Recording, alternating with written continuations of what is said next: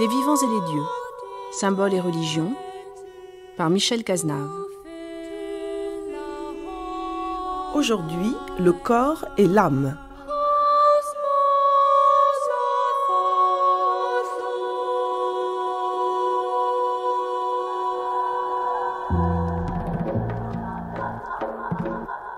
Les vivants et les dieux avaient déjà reçu Thierry Janssen, voici à peu près 2 ans. Thierry Janssen, qui a une formation à la fois de chirurgien, selon tous les canons scientifiques de notre société occidentale, qui a à la fois une formation en psychanalyse jungienne, et il a mené une analyse qui a duré plusieurs années, et une formation enfin en médecine alternative, et dans ce que l'on pourrait appeler la philosophie bouddhiste.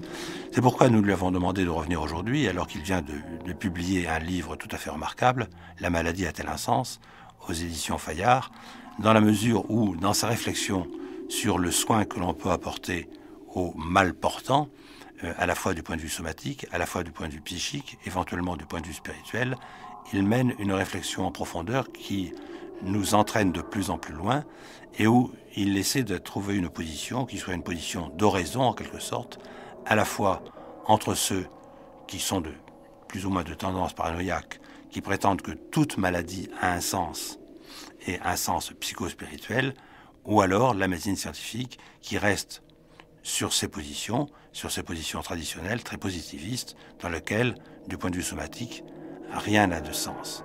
Et de ce point de vue-là, précisément, Thierry Janssen essaie de dépasser même ce qu'il est convenu d'appeler la psychosomatique pour retrouver une unité entre le corps, le soma, la psyché et éventuellement ce qui est de l'ordre de l'esprit. Moi, j'ai choisi la position de l'homme qui se tient sur la passerelle, sur le pont. C'est pas la plus confortable parce qu'on vit dans une culture du ou. C'est ça ou ça. Hein. Et quand on propose au contraire une culture du et, c'est-à-dire une tentative d'intégration de tout ce que nous avons à notre disposition pour, en l'occurrence, développer un art thérapeutique, eh bien, les gens essayent de vous cataloguer d'un côté ou de l'autre. Mais je refuse cette posture parce que je crois que l'avenir de notre médecine passe par un enrichissement de ce qu'elle est actuellement. Or, elle est devenue une médecine très mécaniste, très réductionniste aussi. Ça a son avantage, ça permet de comprendre dans le détail les éléments et donc d'interférer avec eux, de soigner les mécanismes biologiques. Mais en même temps, le désavantage, c'est qu'on a perdu une vision de l'ensemble. Et là, nous pouvons nous enrichir au contact d'autres paradigmes, d'autres visions, d'autres représentations culturelles.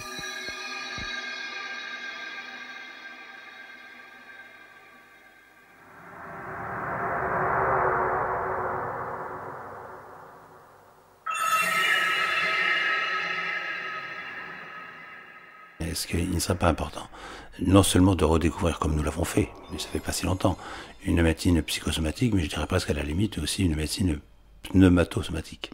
Vous savez, les anglo-saxons qui ont souvent un langage très précis pour désigner les choses, qui fait que leur langue est parfois plus concise que la nôtre, ils ont des mots qui permettent, je crois, de bien différencier la multidimensionnalité de l'être. Et quand ils parlent du corps, body en anglais, ils le différencient de l'âme, le soul, l'émotion qui anime l'être. Et puis, ils parlent du mind, la pensée. Et c'est en quelque sorte les 3 grandes dimensions de l'être, corporel, matériel, émotionnel et intellectuel.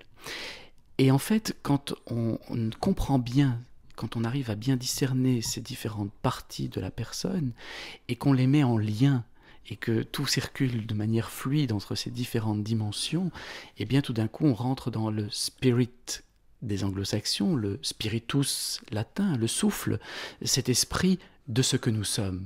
Et personnellement, quand je parle de spiritualité, je traduis ça en disant que c'est la science de la compréhension de l'esprit des choses, de l'esprit de ce que nous sommes. Et c'est vrai que notre médecine, qui a voulu s'ouvrir vers une dimension psychosomatique pour réunir le phénomène psychique de la pensée, de l'émotion, avec le phénomène matériel du soma, elle pourrait même s'ouvrir à une médecine pneumatosomatique, comme vous dites, en ce sens que il est grand temps qu'elle se respiritualise, c'est-à-dire que réellement elle se pose la question de l'esprit des choses et de l'esprit de l'être humain, de la multidimensionnalité et des liens qui existent entre les différentes composantes de cet individu indivisible. Alors, d'une certaine manière, Thierry Jensen, on a l'impression que nous avons vécu très longtemps sur une division entre le corps, je ne vais pas dire l'âme, parce que ça peut avoir des connotations religieuses, mais disons la psyché. Oui. Et on a l'impression que à partir du moment où on essaie d'avoir refait une unité entre l'âme et la psyché, entre la psyché et le corps, du coup on a recréé la division entre le corps et l'esprit. Oui, mais certains linguistes disent que finalement, cette dichotomie, ce dualisme dans lequel nous vivons est inhérent à notre langage. Le fait que nous soyons un être doté de langage fait que nous nommons les objets, nous posons un son sur les représentations que nous avons de ces réalités objectives, et tout d'un coup, en nommant, nous séparons. Et donc, même un moine bouddhiste, quand il veut parler de son expérience de la méditation, et qu'il veut exprimer les différentes dimensions qu'il a perçues, qu'il a pu observer dans cette expérience, il finira par parler de son corps, et de son esprit ou de sa pensée. Et donc, fatalement, notre langage est déjà dichotomiste, en quelque sorte. Alors, à partir de là, c'est difficile de travailler sur les représentations en essayant d'aborder l'indivisibilité de l'être. Et automatiquement, notre médecine est rentrée dans un système de fonctionnement qui, désireuse de contrôler la nature, en la comprenant dans le détail, a fini par ne s'intéresser qu'à la partie objectivable, palpable, tangible, c'est-à-dire la partie matérielle, le corps. Et tout ce qui est d'ordre immatériel dans notre expérience, toutes ces dimensions de la psyché, de l'esprit, finissent par être négligées. Alors, je comprends très bien ce que vous dites, Thierry Jensen, et on voit bien comment pour penser nous avons besoin d'opposition et de différenciation. Je veux dire, quelqu'un comme Radcliffe Brown, puis Lévi-Strauss derrière l'ont bien montré.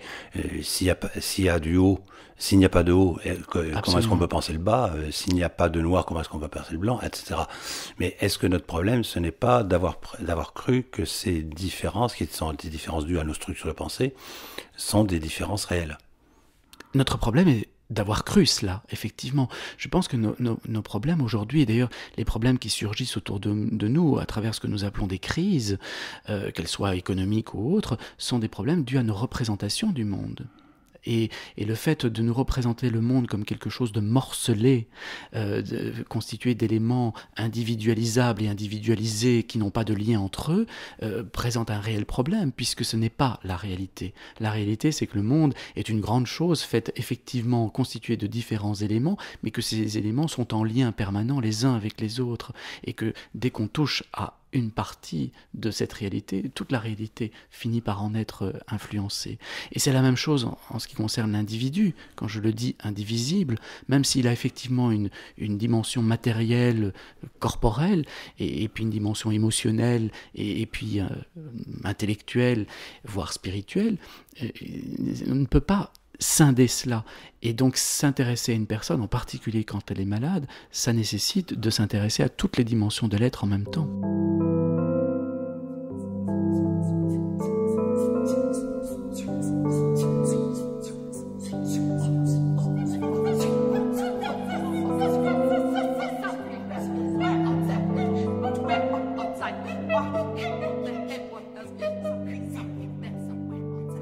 Ce morcellement dont vous parlez, Thierry Jensen, est-ce que d'une certaine manière, je ne dirais pas, est-ce que ce n'est pas comme un indice schizoïde de la position où nous sommes? Parce que si on maintient le morcellement jusqu'au bout, effectivement, c'est quand même à la limite la dissociation de la personnalité dont parlait quelqu'un comme Janet. Et est-ce que de ce point de vue-là, il n'y aurait pas une perte de sens absolument fondamentale? Ah oui. Oui, parce que je crois que le sens surgit de la compréhension des liens entre les éléments de la réalité. Et c'est en comprenant les liens que tout d'un coup nous comprenons la direction que prend cette réalité, le sens qu'elle a. Et justement, à force de ne pas s'y intéresser, de ne pas se questionner à propos de ces liens qui tissent le tissu du vivant, nous sommes très coupés de la vie. Nous sommes très coupés du vivant. En particulier, moi je parle de ce que je connais un peu mieux, c'est-à-dire le monde médical. Le monde médical actuel est très coupé de la réalité du vivant. Et dans les facultés de médecine, on enseigne aux étudiants la médecine à travers des cadavres, à la dissection, l'analyse détaillée, mais on a aujourd'hui toutes les pièces du puzzle dans les mains, mais on ne pense pas à reconstruire le puzzle, à comprendre justement l'esprit qui anime cette grande fresque qu'est l'être humain. Lorsque nous parlons de sens, est-ce qu'il ne faudrait pas aussi se mettre d'accord sur les mots, Thierry Janssen, puisque le sens, on sait très bien qu'en français, ça a deux significations. Oui. C'est la direction dans laquelle nous sommes, et d'autre part, c'est précisément la signification. Oui. Et d'ailleurs, peut-être que ces deux sens sont liés l'un à l'autre. Je pense que le sens donne la direction, que dès qu'on apporte une signification aux choses, on trouve une direction à son chemin. Vous savez, biologiquement, on a compris aujourd'hui que le besoin de sens est un besoin absolument essentiel pour l'être humain.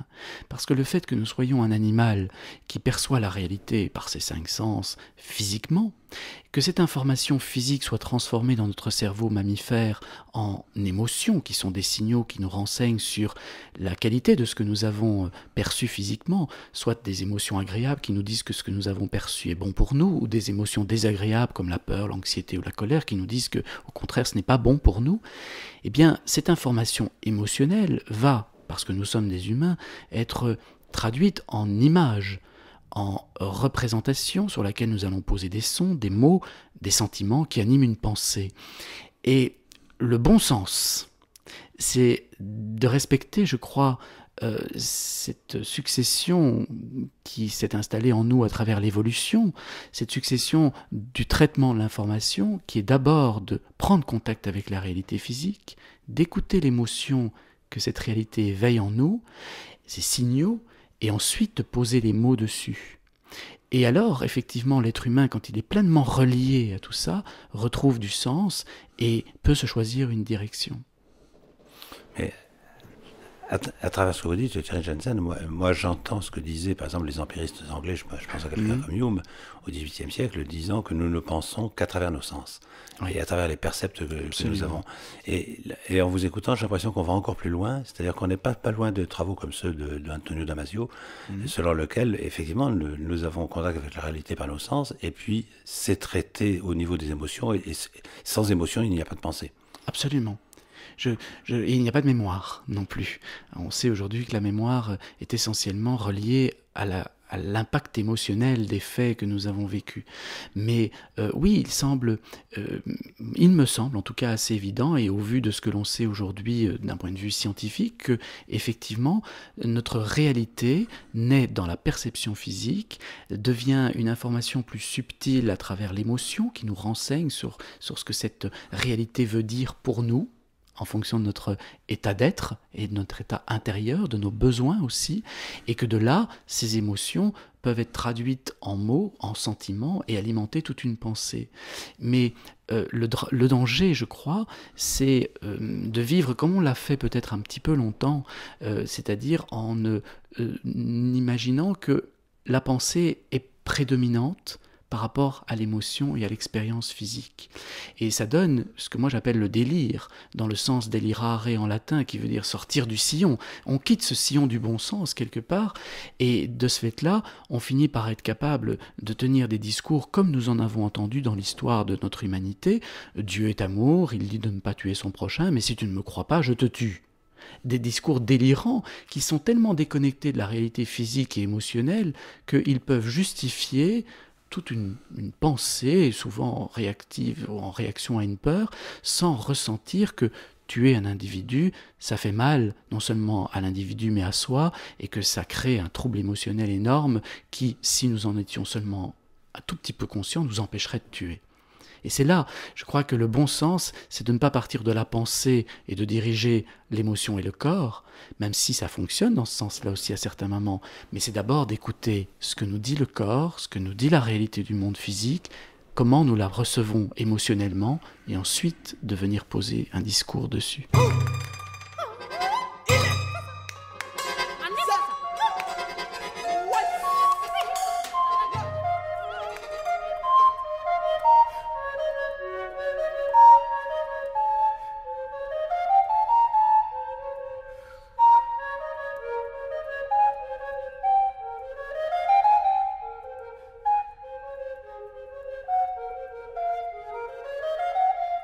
Si je vous suis bien, Thierry Janssen, on sait bien qu'aujourd'hui, il y a d'un côté ce qu'il est convenu d'appeler la science, si l'on peut dire. Je pense particulièrement évidemment dans votre domaine à la médecine à assise biologique. Il y a la psychologie et plus profondément à la psychanalyse. Il y a les sciences cognitives. Si je vous entends bien, au lieu que chacune de ces disciplines réclame la vérité pour elle-même, pour vous, c'est plutôt une espèce de dialectique entre chacune. Eh oui. De nouveau, je vous dis, je me sens profondément appartenir à une culture du et pas du ou. Et donc, effectivement, c'est une science intégrative qui est capable d'aller chercher à travers le regard de ces différentes disciplines, de ces différentes approches, différents angles pour éclairer le même objet. Le même objet étant l'être humain en l'occurrence, ou le monde que nous essayons d'appréhender et de comprendre. Mais c'est dans cette intégration, je crois qu'on découvrira plus de la réalité et qu'on reviendra plus à du bon sens. Mais à ce moment-là, que faites-vous, puisque vous avez prononcé le mot, que faites-vous de la spiritualité, sans se prononcer d'ailleurs pour savoir s'il y en a une qui soit plus vraie que l'autre. Et je parle simplement du besoin de spiritualité en l'être humain. Tout à fait. Je pense que le besoin de spiritualité en l'être humain est aussi fondamental que le besoin de sens et que le besoin de se nourrir.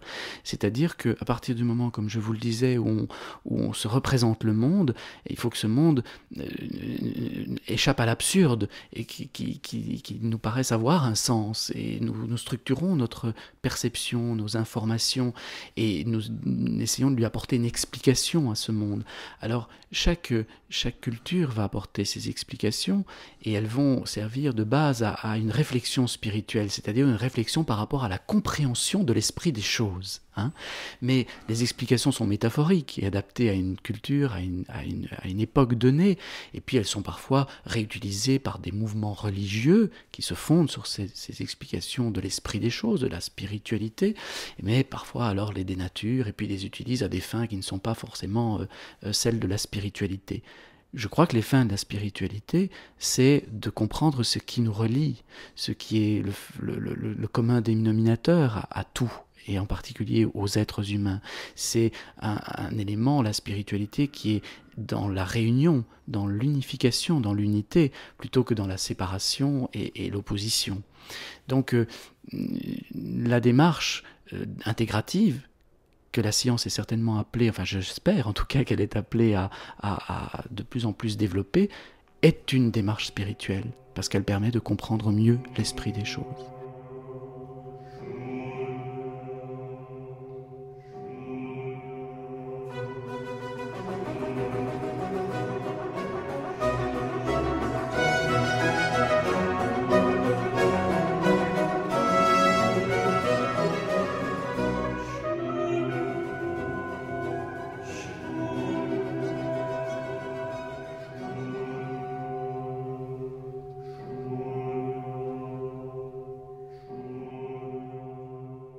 Alors, c'est le problème que l'on a lorsqu'on entend ce type de pensée, Thierry Janssen, c'est-à-dire que beaucoup le critiquent en disant « oui, mais c'est une volonté d'unité à tout prix et d'une certaine manière de fusion de ce que nous avions eu tellement mal à différencier ». Si je vous entends bien, c'est à la fois tenir l'unité et la différence du point de vue de l'analyse. Justement, l'enjeu aujourd'hui, face notamment à cette mondialisation que nous vivons, c'est de profiter de toute la richesse de l'ensemble de l'expérience humaine. Or, en Occident, nous avons une pensée très analytique qui s'est installée à peu près au moment du siècle des Lumières, et cette pensée analytique nous a permis de discerner dans le détail. Donc c'est intéressant de garder cette capacité, parce qu'effectivement ça nous donne la possibilité, en médecine en particulier, de mieux interférer avec les mécanismes biologiques et d'apporter de réelles solutions. Mais à côté de ça, la pensée orientale, pour parler de polarité, mais il y a d'autres pensées qui sont dans cet esprit-là également, la pensée orientale a gardé une vision plus globale de la réalité, sans aller dans le détail. Donc elle n'a pas développé une science aussi performante qui contrôle notamment les phénomènes biologiques, mais elle a des outils pour appréhender ces liens qui constituent le vivant et en particulier l'être humain. Et donc la richesse serait d'intégrer tout cela, c'est-à-dire d'avoir une vision globale tout en ayant discerné au préalable les éléments de cette vision. Et je ne vois pas pourquoi opposer les deux. Au contraire, de nouveau, soyons dans une intégration.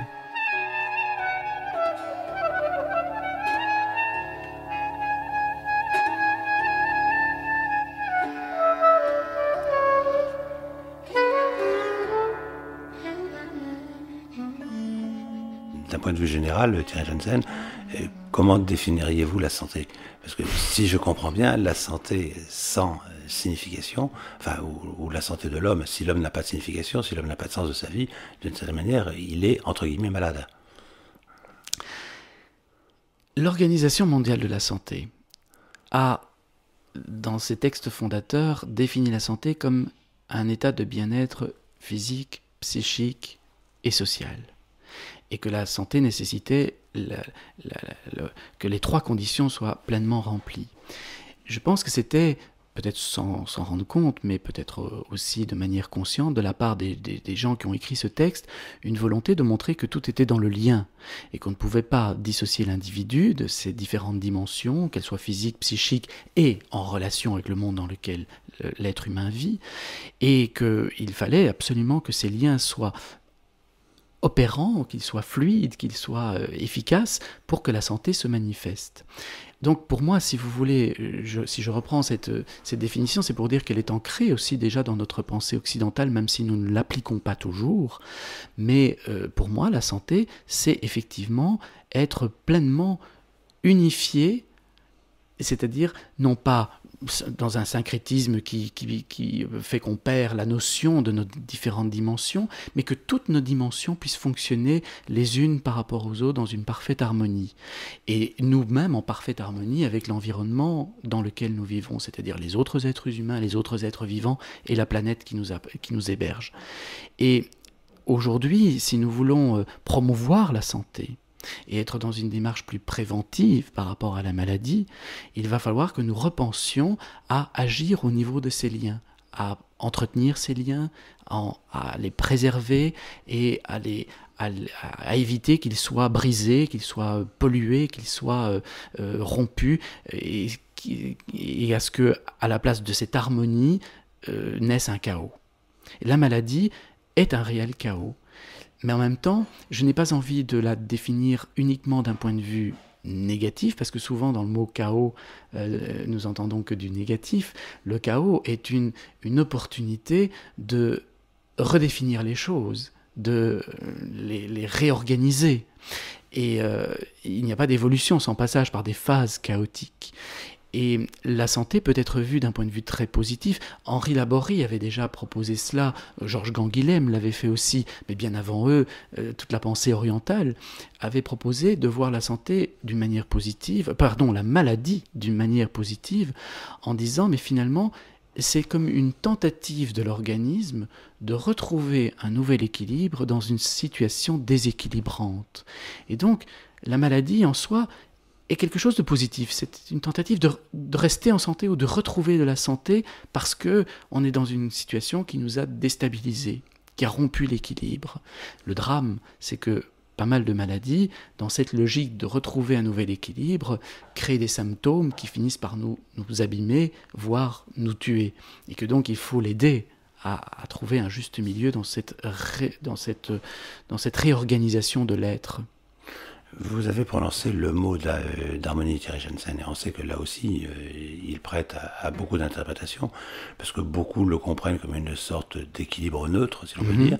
Et si je reviens à l'harmonie des Grecs, mais aussi bien d'ailleurs du point de vue taoïste, on voit bien comme l'harmonie, c'est plutôt au contraire la conciliation de choses différentes qui crée une espèce de dynamique. Autrement dit, est-ce qu'il peut y avoir une harmonie s'il n'y a pas de mouvement ? Et absolument. L'harmonie, d'ailleurs, je pense, ne s'exprime que dans le mouvement, quelque part. C'est ce mouvement qui nous révèle l'harmonie des choses. Parce que nous découvrons à travers ce mouvement que chaque chose est à sa juste place. Et j'utilise le mot juste à dessein. C'est-à-dire que quand j'étais enfant, j'étais très tôt fasciné par la civilisation de l'Égypte ancienne.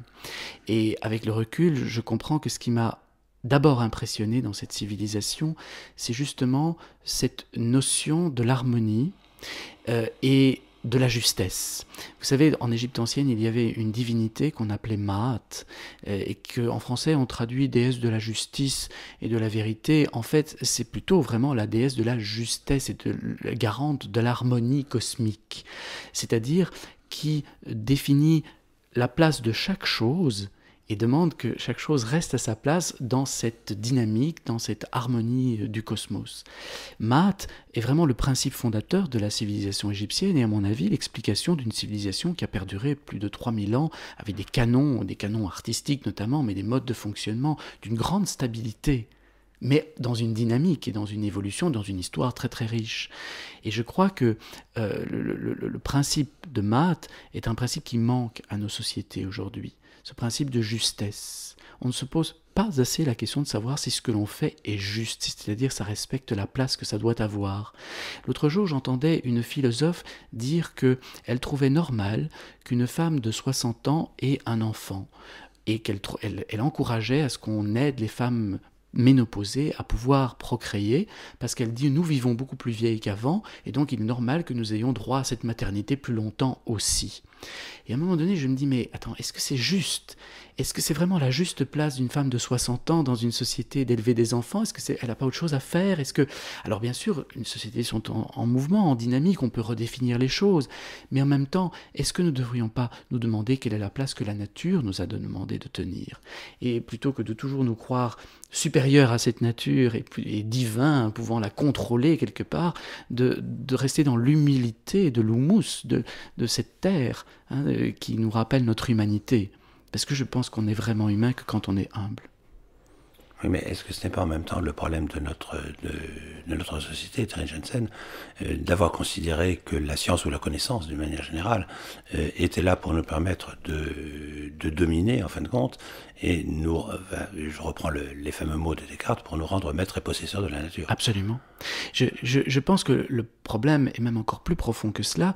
Il vient de la représentation du monde que nous avons, et en particulier depuis 300 ans en Occident, qui repose sur un postulat philosophique qui a placé l'être humain en dehors de la nature, qui a considéré la nature comme dangereuse et qui demande à l'être humain d'utiliser son intelligence pour comprendre la nature dans ses détails, pour l'influencer, la dominer, la contrôler.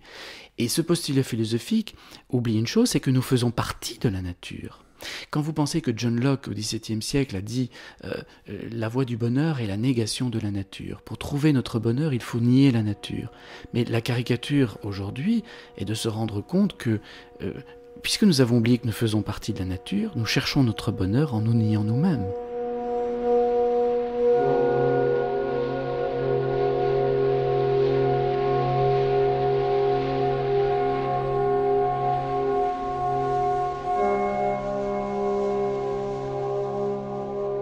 C'est au médecin spécialement que je veux m'adresser, enfin disons aux thérapeutes au sens large, c'est qu'on voit très bien ce que vous voulez dire à travers cette harmonie dynamique à réaliser à l'intérieur de l'être humain, mais d'une certaine manière, comment la réalise-t-il ?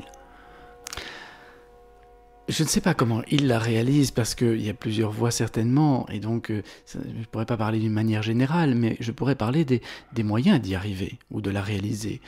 Et là aussi, l'Orient a des choses à nous apprendre, puisque la dimension corporelle a été peut-être un petit peu moins niée que dans notre culture occidentale, et moderne en tout cas, et d'emblée, les moyens d'y arriver intègrent à la fois le corps et la pensée, et l'émotion éventuellement qui surgit de cette rencontre.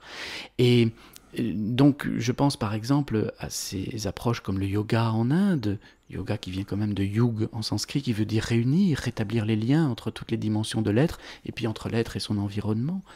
Et puis, en Chine, je pense au tai chi, au qigong, le travail du qi, le travail de l'énergie. L'énergie étant justement ces liens entre les différentes dimensions de l'être et de la réalité.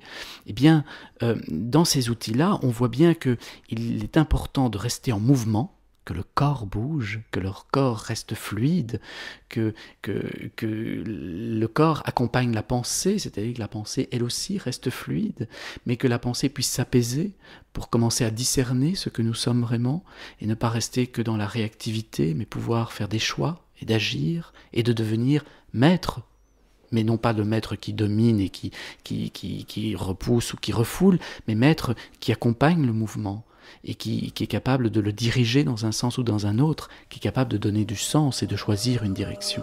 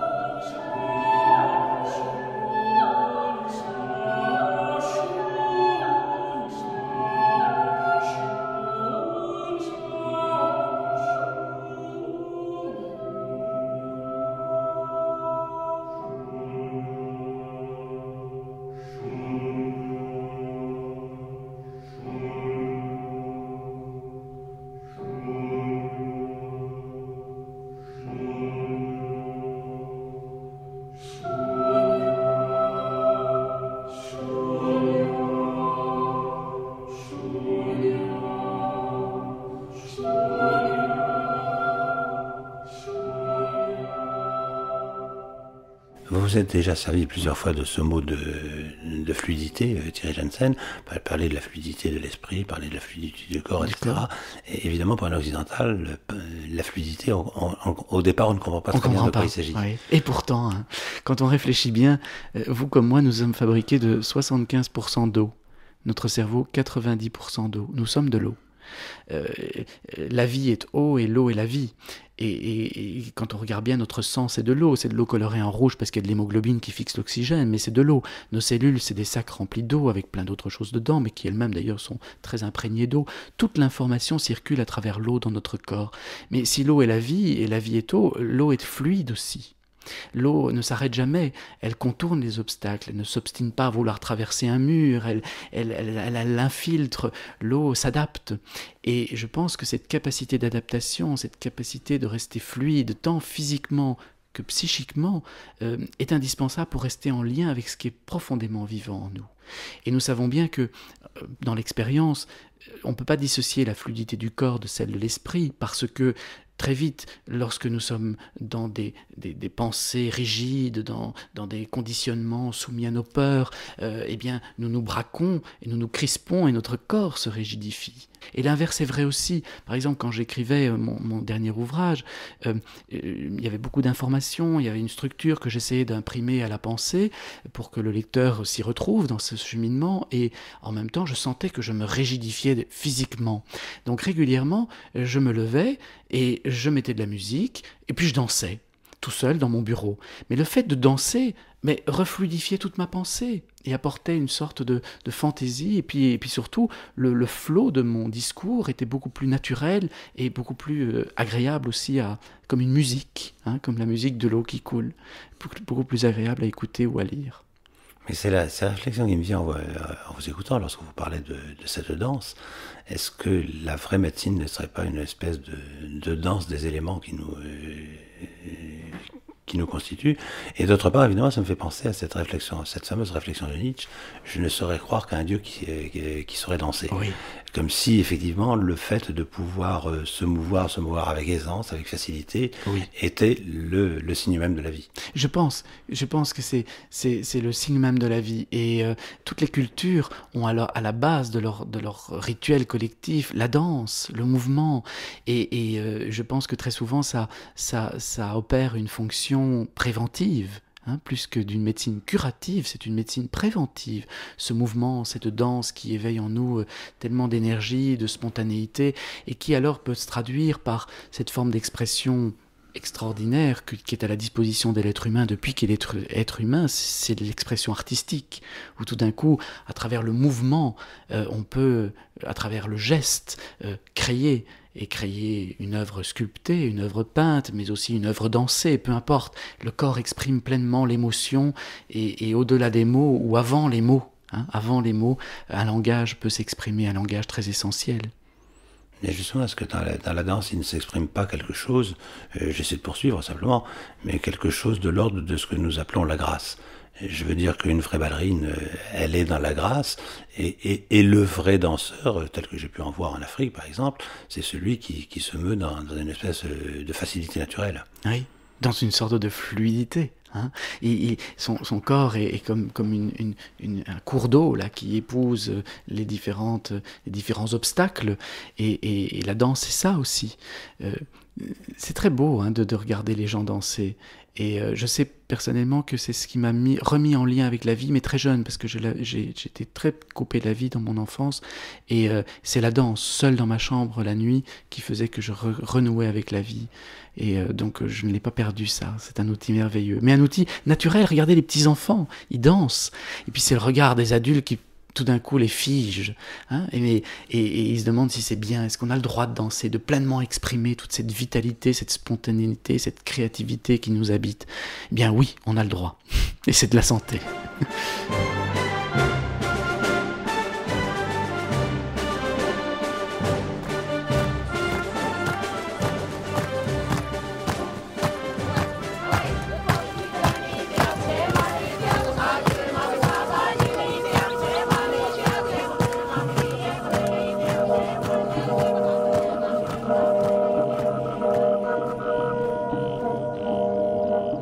Du point de vue oriental, tout à l'heure, Thierry Janssen, vous avez fait allusion au yoga.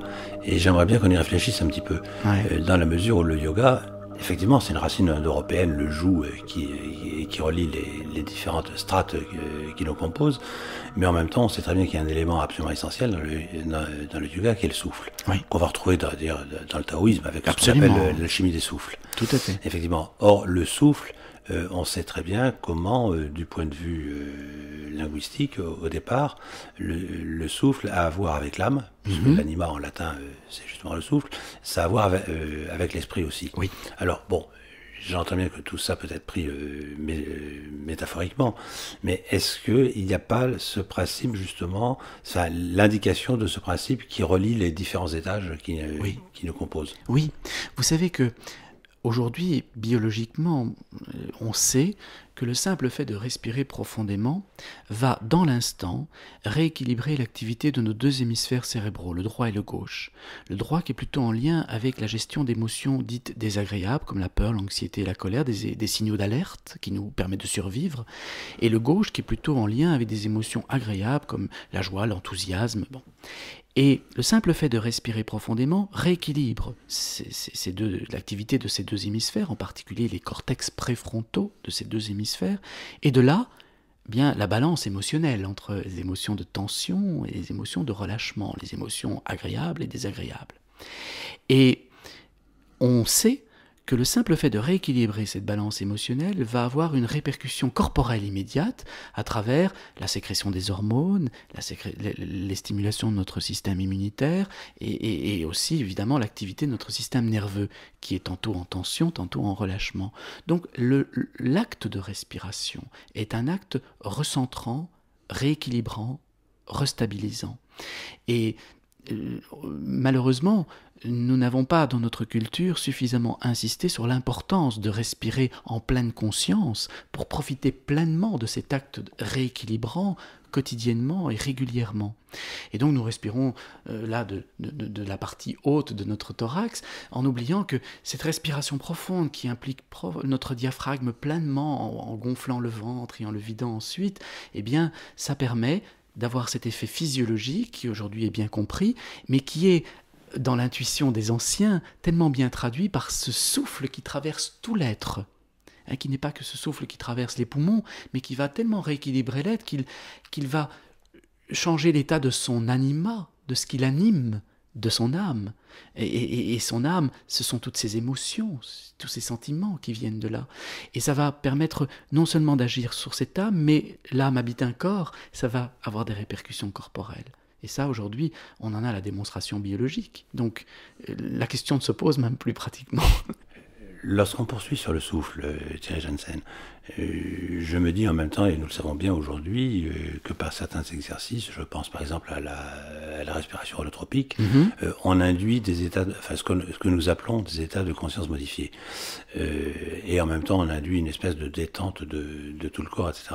Et c'est la question que je me pose, de me dire comment le souffle peut-il induire de tels états de conscience, en me posant l'autre question d'ailleurs, est-ce que ce que nous appelons des états de conscience modifiés, ce ne serait pas l'état de conscience réel ? Est-ce que ce n'est pas nous, dans notre conscience resserrée, si on peut dire, refermée, qui serions dans un état de conscience modifié ? Et oui, vous faites allusion là à la définition de la normalité et de l'écart de la normalité. Et nous avons tendance à trouver normal ce que nous vivons le plus fréquemment et en plus grand nombre. Et donc, puisque nous respirons très très peu, eh bien nous trouvons normal que ça soit ça, notre respiration. Et enfin, nous respirons très peu, j'entends, on respire très peu profondément. Et nous trouvons donc normal d'être dans un état de conscience en relation avec cette activité respiratoire. C'est-à-dire une conscience relativement ouverte sur le monde, mais qui est quand même très peu dans une analyse en recul, et donc qui est souvent dans la réactivité plutôt que dans la réelle liberté de l'action. Et ces méthodes respiratoires qui insistent sur la pleine conscience de l'acte de respiration, et donc sur une respiration profonde, eh bien, elles nous mettent effectivement dans d'autres états de fonctionnement cérébraux, et du coup dans d'autres états d'utilisation des capacité de notre conscience ou de l'ouverture de notre conscience, et fatalement, puisque ce ne sont pas nos états habituels, nous avons tendance à dire que c'est des états modifiés. Mais on pourrait imaginer des gens qui vivraient dans la pleine conscience de leur respiration la plupart du temps, qui pour eux alors vivraient dans cette conscience qui ne serait pas un état modifié, mais serait l'état normal de la conscience. Mais tout est une question de définition par rapport à une norme. Non, j'entends bien, mais c'est parce que je pensais simplement à des études récentes qui montraient que les bébés avaient une espèce de conscience cosmique, si on peut dire, et de voir comme peu à peu chez nous, en fait, elle se rétrécit. Elle se rétrécit. Elle se rétrécit, et elle se rétrécit, je crois, en grande partie du fait de la peur. Wilhelm Reich avait bien montré cela, et à sa suite Alexander Lowen et tous les gens du mouvement de la psychologie psychocorporelle quelque part ont bien montré que finalement nos peurs font que nous contenons l'émotion, pour éviter de trop ressentir le désagrément de certaines émotions, et nos contractures musculaires finissent par empêcher la pleine expansion de notre inspiration et de notre expiration.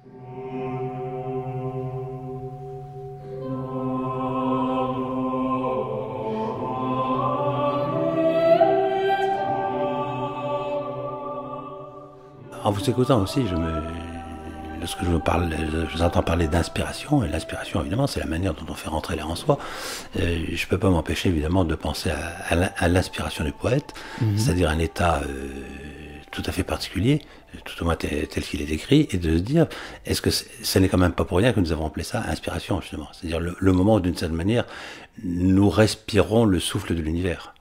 Oui, mais je suis d'accord avec cette idée, et en même temps, elle m'interpelle. Parce que quand on regarde l'acte respiratoire, l'inspiration est active. Il faut contracter les muscles pour lever les côtes et élargir la cage thoracique, faire rentrer l'air. Et puis, l'acte d'expiration est passif, on se laisse complètement aller. Or, il me semble, mais peut-être je me trompe, mais que dans beaucoup d'actes créatifs, c'est d'abord dans le lâcher-prise que tout se passe. C'est dans se laisser aller, dans cette détente profonde où les choses sortent naturellement. Et donc, quelque part, est-ce que l'inspiration ne serait pas l'effort de l'artiste ou l'effort du poète de travailler dans l'action, de s'instruire, de se laisser imprégner par le monde, d'aller à la rencontre du monde, de l'explorer, et puis après, de relâcher tout ça dans l'acte d'expiration. Et il y a quelque chose là qui me... Je ne sais pas, parce qu'honnêtement, lorsque je lis les textes de Musset, ou de grands romantiques anglais, je pense à quelqu'un comme Coleridge, ou quelqu'un comme Wordsworth, c'est beaucoup plus l'idée de laisser advenir, et une fois qu'on a laissé advenir, c'est le fait de ne rien faire qui devient actif. Tout à fait. De cette manière. Tout à fait. Et c'est ça qu'apparemment, il s'appelle vraiment l'inspiration. Oui, et c'est curieux, parce que par exemple, moi je vois dans ce qui est créatif en moi, à savoir l'écriture, eh bien, les livres surgissent tout d'un coup, l'idée, même la table des matières, tout arrive comme ça, donc il y a une inspiration, c'est vrai, mais est-ce que cette inspiration, c'est ce moment-là, ou c'est tout ce qui a précédé ? Est-ce que je n'ai pas inspiré le monde en moi, et tout d'un coup, au moment où je lâche, j'expire et je produis ? Je crée quelque chose à partir de ce que j'ai inspiré. Vous voyez, et je me demande si l'inspiration et ce nom que nous donnons à ce phénomène-là, ce n'est pas toute la phase préalable, où on s'est nourri du monde, on s'est imprégné du monde, on l'a fait rentrer en nous avant de le relâcher dans une représentation, une version très personnelle qu'est la création.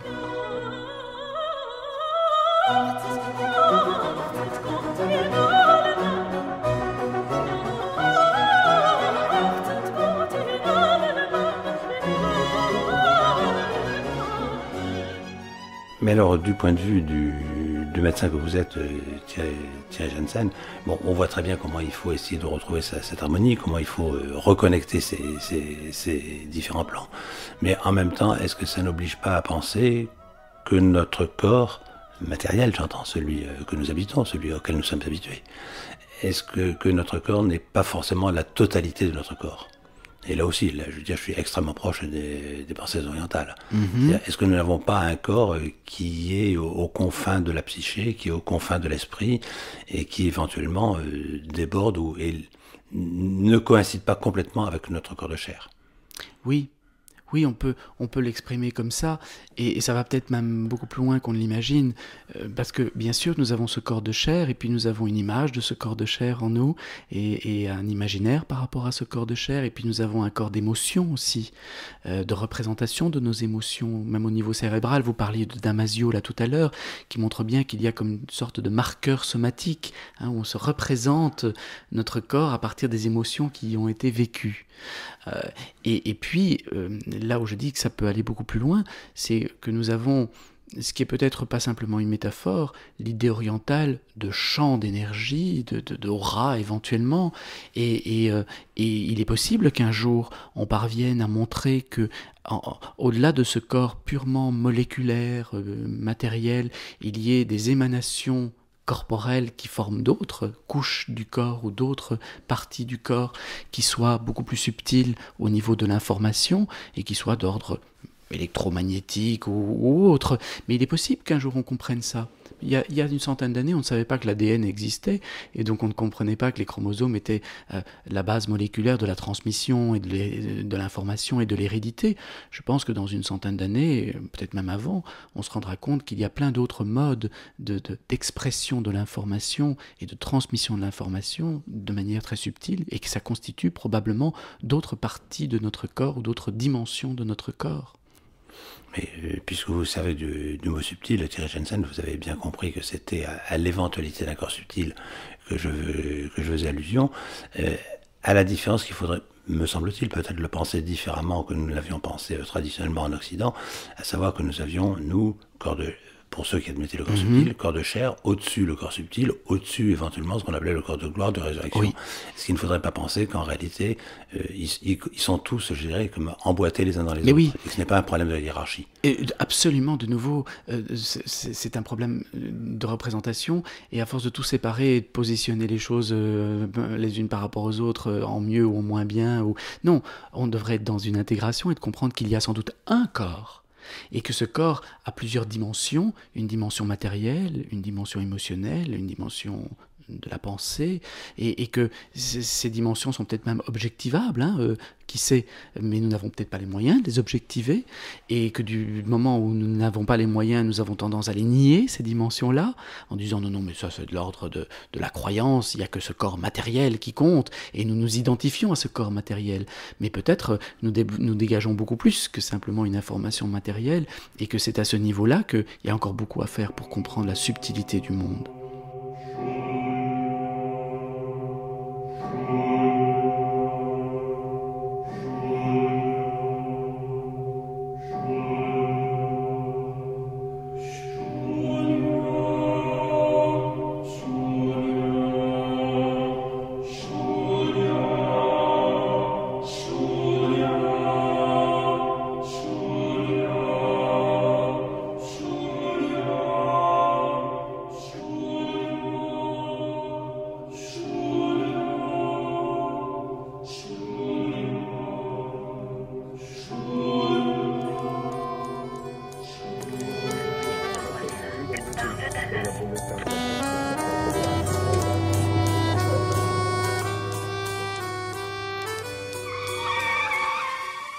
Livre. Dans un esprit peut-être pas très éloigné de ce que nous dit Thierry Jensen, je voudrais signaler d'abord le livre collectif « Hypnose et pensée magique », publié sous la direction d'Édouard Collot aux éditions Imago, et qui est une production du groupe d'études pour l'application médicale de l'hypnose. En réalité, de quoi s'agit-il, si ce n'est de réfléchir sur les rapports du désir et de l'imagination, du mythe, non d'ailleurs le mythe comme fantasme, mais beaucoup plus, selon son sens grec ancien, comme parole d'énigme, où on trouve les contributions d'anthropologues des cultes de possession, comme Bertrand Hell, ou la grande élève de Ernesto de Martino, Silvia Mancini, qui a beaucoup travaillé à la fois sur le Padre Pio, sur la tarentule et sur un certain nombre de rites de possession de l'Italie du Sud. D'une certaine manière, c'est comment est-ce que l'hypnose est un phénomène de transe et comment on peut retrouver, je dirais, une vérité de l'imagination au-delà de ce que l'Occident a généralement dévalué sous le nom d'imaginaire. L'hypnose suppose non seulement que le praticien connaisse et pratique suffisamment sa discipline, mais aussi qu'un thérapeute accepte les croyances, parfois étranges, de ses patients, pour les accompagner aux confins de la science et de la culture, dans les zones de brassage de la tradition et de la modernité, quelque part entre le monde des vivants et le monde des morts. Ensuite, et dans un horizon dont je sais qu'il est totalement différent, je voudrais attirer l'attention sur le livre de Peter Sloterdijk, La folie de Dieu, aux éditions Marenzel. Peter Sloterdijk, c'est ce philosophe allemand assez dérangeant que l'on connaît depuis quelques années, et qui là essaie de réfléchir précisément sur ce que emporte le monothéisme, en quoi le monothéisme est radicalement différent de ce qu'il est convenu d'appeler les religions naturelles, et comment, dans sa structure même, il y a quelque chose qui nous emmène ou qui prête à la dérive vers les fondamentalismes tels que nous le connaissons aujourd'hui, c'est-à-dire en même temps comment il y a une travée qui est de l'ordre de la violence, pour ne pas dire de la violence idéologique. Alors on est d'accord ou on n'est pas d'accord avec cette thèse, mais de toute façon, me semble-t-il, on a tout à fait intérêt à en prendre connaissance, car à l'évidence, elle touche tout de même un point de vérité. Ce qui importe à Derrida, et à quoi je voudrais faire un sort, c'est d'identifier le groupe des religions monothéistes comme des parties en conflit, accrochés les uns aux autres par l'histoire du monde, et qui se réfèrent spécialement à leur contenu missionnaire, auquel on donne aussi parfois le nom de potentiel universaliste, et donc à ce qu'on pourrait désigner, dans chacune de ces entités, comme son matériau radioactif, sa masse maniaco-activiste. Au-delà de ces monothéismes dont nous parlait Peter Sloterdijk, on peut s'intéresser, me semble-t-il, au texte du Mahabharata tel qu'il nous est donné par Jean-Claude Carrière aux éditions Albin Michel. Le Mahabharata, de quoi s'agit-il?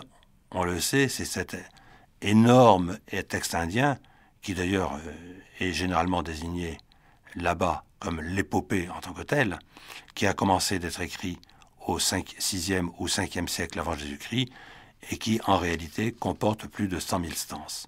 Donc on se doute bien que ce Mahabharata n'est pas la totalité du Mahabharata, il faudrait une vingtaine de volumes pour l'éditer, mais en réalité il s'agit de la version qu'avait écrite Jean-Claude Carrière pour la représentation théâtrale telle que l'avait montée Peter Brook en son temps et dont on sait à quel point elle avait fait date.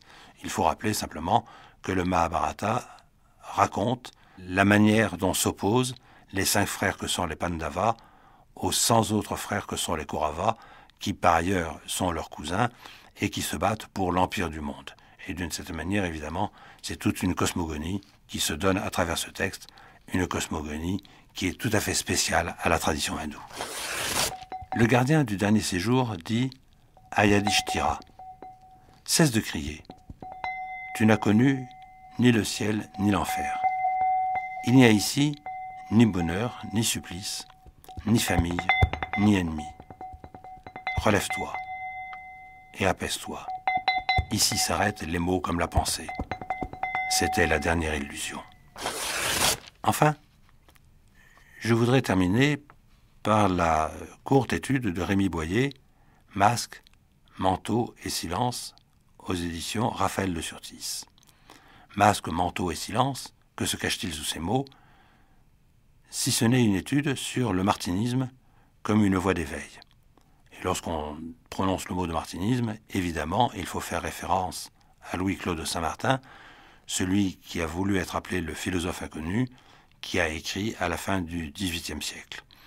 Ce à quoi nous invite Rémi Boyer, c'est précisément, en essayant de comprendre le message qui était celui de Louis-Claude de Saint-Martin, c'est essayer de comprendre comment on arrive à la gnose, c'est-à-dire à la véritable connaissance, à la connaissance salvifique, comme on l'a appelé, comment on découvre son soi le plus profond et l'au-delà même du soi, c'est-à-dire comment on devient, selon les mots de la tradition, un nouvel anthropos, l'homme régénéré, l'homme qui a recouvré, si l'on peut dire, sa condition adamique. Si le Christ est Dieu, et le nouvel homme un autre Christ, le théurge chrétien n'a besoin, pour contribuer au retour de tout être émané dans le principe, que de se régénérer. Il doit, à cette fin, posséder la sagesse et commencer par la chercher.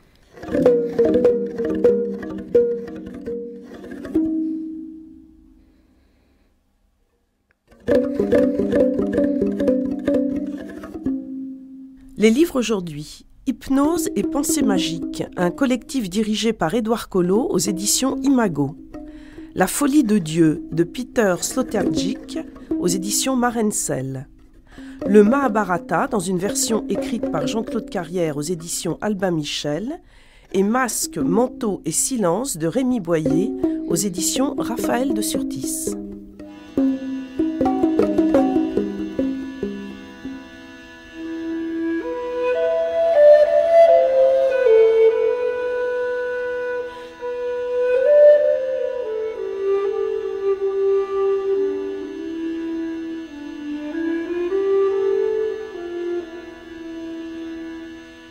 C'était Les Vivants et les Dieux, une émission proposée par Michel Cazenave, avec aujourd'hui la participation de Thierry Janssen. Recherche sonore Eliane Letellier, mixage Claude Nior, réalisation Isabelle Huel.